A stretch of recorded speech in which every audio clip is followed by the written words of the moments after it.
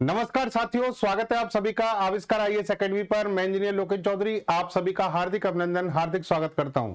दोस्तों, आज हम चर्चा करने जा रहे हैं भारत की रक्षा तकनीक में एक और बड़ी उपलब्धि के बारे में। भारतीय नौसेना के लिए एंटी सबमरीन वॉरफेयर यानी वॉरशिप एक दिया जा रहा है जिसका नाम है आईएनएस माहे। आईएनएस माहे जिसकी पूरी तैयारियां हो चुकी हैं, जिसका परीक्षण हो चुका है। 24 नवंबर 2025 यानी आज से लगभग 6-7 दिन बाद ये एक वॉरफेयर, एक वॉरशिप हमारी नौसेना के पास होगा। समुद्र की गहराई में जो पनडुब्बियां तीव्र गति से चलती हैं उनको पहचान पाना, दुश्मन की पनडुब्बियों की लोकेशन पता करना, उनको नष्ट करना बड़ा मुश्किल काम होता है।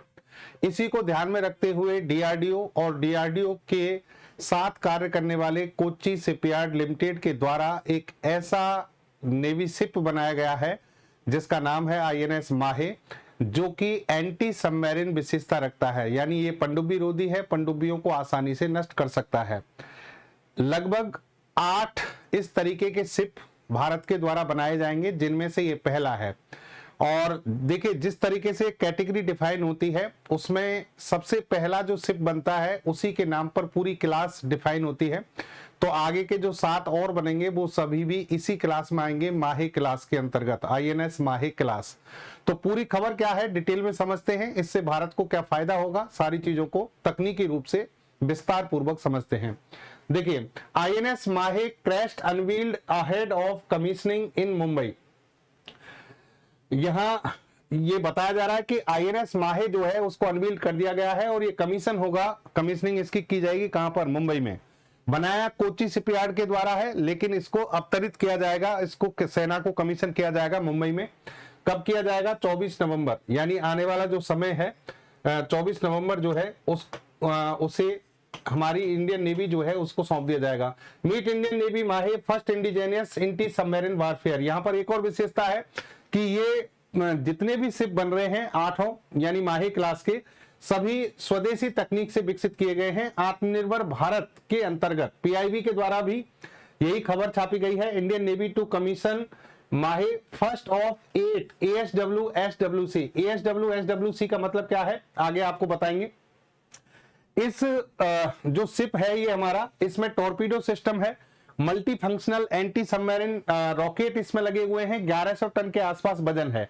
इनका क्या मतलब है ये भी आगे क्लियर करेंगे। भारतीय नौसेना को मिली ताकत, स्वदेशी पनडुब्बी रोधी युद्धपोत माहे जो कि भारतीय नौसेना को मिलने वाला है। अब देखिए, समझिए कि भारत सरकार ने अपने जो डिफेंस का जो बजट है उसमें काफी बढ़ोतरी की थी। 2024-25, 23-24 में लगातार बढ़ोतरी हो रही है। 9.5% के आसपास रक्षा बजट बढ़ाया गया था और उसका कारण है वर्तमान की जो परिस्थितियां हैं उनको देखते हुए एक बहुत तीव्र गति से डिसीजन लेना और हमारी सेनाओं को जिन उपकरणों की आवश्यकता है, शिप की आवश्यकता है, एयरक्राफ्ट की आवश्यकता है, उन सभी को उपलब्ध कराना। यहां पर देखिए, इंडियन नेवी के लिए 12 महीनों में लगभग 12 जंगी जहाज, पनडुब्बी, ये सभी इंडियन नेवी को दिए जाएंगे। यानी अगले 12 महीने जो हैं उसमें एक सबमरीन है, 2 डेस्ट्रॉयर हैं, 2 कॉर्वेट्स हैं, 3 सर्वे वेसल हैं, 5 डेस्ट्रॉयर और हैं। ये सभी जो है इंडियन नेवी को मिलने जा रहे हैं। अब इसी क्रम में जो माहे की बात कर रहे हैं हम, जो कि एक प्रकार का शिप है, और ये शिप जो है वो कौन सी कैटेगरी में आता है? Anti submarine warfare shallow water craft है, एएसडब्ल्यू एसडब्ल्यूसी। इसका मतलब है कि ये पनडुब्बियों को नष्ट करने के लिए बनाया गया है और ये उथले जल में, मतलब सैलो वाटर का मतलब है जहां पर जल का स्तर कम होता है, समुद्र तटवर्ती जो क्षेत्र है जहां जल स्तर कम होता है वहां पर ये कार्य करेगा, वहां के लिए उपयुक्त होते हैं। The naval dockyard Mumbai on 24 नवंबर 2025। यानी ये मुंबई जो है, मुंबई का जो डॉकयार्ड है 24 नवंबर को वहां पर सेना के लिए सुपुर्द किया जाएगा। इसे बनाया किसने है? सीएसएल कोच्चि यानी कोच्चि शिपयार्ड लिमिटेड के द्वारा बनाया गया है। आत्मनिर्भर भारत के तहत ये पूर्णतः स्वदेशी तकनीक पर आधारित एक जहाज है और इसमें देखिए blend of fire power, stealth, mobility, यानी ये सारी तकनीकें जो है उनसे इसको लैस किया गया है। सबमरीन्स, इस पर सबमरीन को हंट करने के लिए, कंडक्ट कोस्टल पेट्रोल यानी तटवर्ती क्षेत्रों में निगरानी करने के लिए, and secure India's vital maritime approach यानी समुद्री पहुंच को वाइटल बनाने के लिए इसे यूज किया जाएगा। 80% के आसपास इसमें स्वदेशी कंटेंट लगाए गए हैं, उपकरण लगाए गए हैं। माहे इसका नाम क्यों रखा गया है? ये एक कोस्टल टाउन है, समुद्री तटवर्ती जो क्षेत्र है वहां पर एक कस्बा है मालाबार कोस्ट पर, उसके नाम पर इसका नामकरण किया गया है। और इसमें माहे में आप इसका जब चित्र देखेंगे हम तो यहाँ पर एक लचीली सी तलवार दिखाई गई है, उस तलवार का नाम है उरुमी। उरुमी जो है इस तलवार, ये इसकी विशेषता को बताती है। ये आप इसका फोटो देख सकते हैं, इसकी पिक्चर देखिए। वैसे मैं आपको बता दूं, देखिए कि भारत के पास में जैसे कि मान लो जो एयरक्राफ्ट कैरियर है वो बहुत बड़े होते हैं, डेस्ट्रॉयर है वो आकार में बहुत बड़े हैं, जैसे कि हमारा आईएनएस विक्रमादित्य, आईएनएस विक्रांत, इन सभी का वजन 40,000 टन के आसपास है। और ये जो माहे है ये छोटे शिप हैं, इनका वजन है 1100 टन। 1100 टन वजन जो है और यहाँ 40,000 टन एयरक्राफ्ट कैरियर का, तो इनका मतलब इनसे आप इनको कंपेयर नहीं कर सकते, लेकिन सबकी अपनी उपयोगिता और विशेषता अलग अलग होती हैं। कोस्टल रीजन में निगरानी करनी हो, इन पर टॉर्पीडो रखे गए हैं। टॉर्पीडो एक प्रकार की एक्सप्लोजिव बोट होती है, एक प्रकार का आप ये समझिए विध्वंसक नाव होती है जिसको छोड़ा जाता है पानी में, इन पर तैनात कर देते हैं और जरूरत पड़ने पर उसको पानी में छोड़ा जाएगा और वो पानी के अंदर वो बोट जाती है और दुश्मन के जो जहाज हैं यानी जो टारगेट है उससे जाकर टकराती है और उसे नष्ट कर देती है। तो इस पर टॉर्पीडो लगाए गए हैं, मल्टी फंक्शनल रॉकेट लगाए गए हैं, जो रॉकेट के माध्यम से इनको उड़ाया जाएगा, नष्ट किया जाएगा टारगेट को, दुश्मन के जहाजों को। तो भारतीय नौसेना को माहे के द्वारा जो ताकत मिलेगी यानी स्वदेशी पनडुब्बी रोधी जो माहे है, इससे भारतीय नौसेना जो है उसकी ताकत में काफी इजाफा होगा।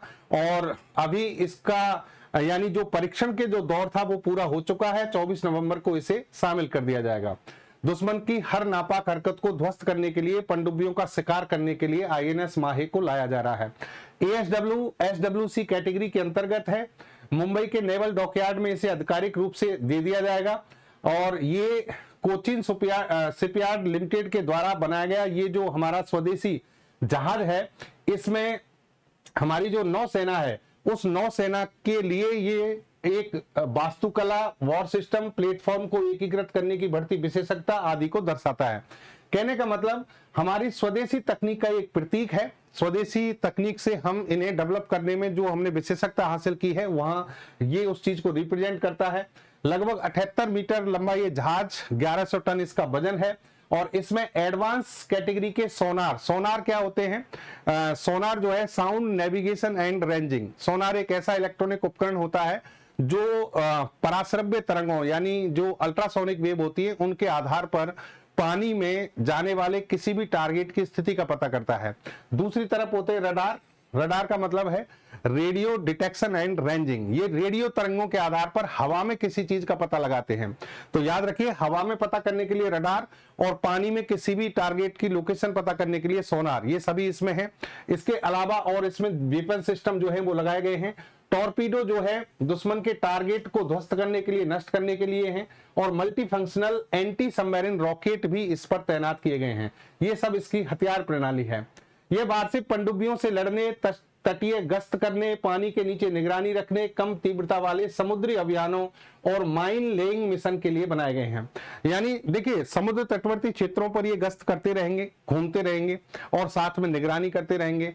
आवश्यकता पड़ने पर ये पनडुब्बियों को नष्ट करने के लिए या छोटे समुद्री अभियानों के लिए इनका उपयोग किया जाएगा। 80% से ज्यादा स्वदेशी पुर्जे हैं। 23 अक्टूबर 2025 को ही नौसेना को सौंप दिया गया था आईएनएस माहे, जो अब इसके कमीशन होने से पहले ही हो गया था। मतलब 23 अक्टूबर 2025 को ये सौंप दिया गया था। अब लेकिन इसे विधिवत रूप से मुंबई का जो डॉकयार्ड है वहां पर इसे नौसेना इसे उतारेगी पानी में, यानी इसका उपयोग करना शुरू कर देगी। ठीक है, अब देखिए यहां पर और एक सिस्टम को समझिए कि इसका रिप्रेजेंटेशन जो है, एक इसमें आप तलवार देख रहे हैं। ये तलवार फ्लेक्सिबल तलवार इस तरीके से दिखाई गई है।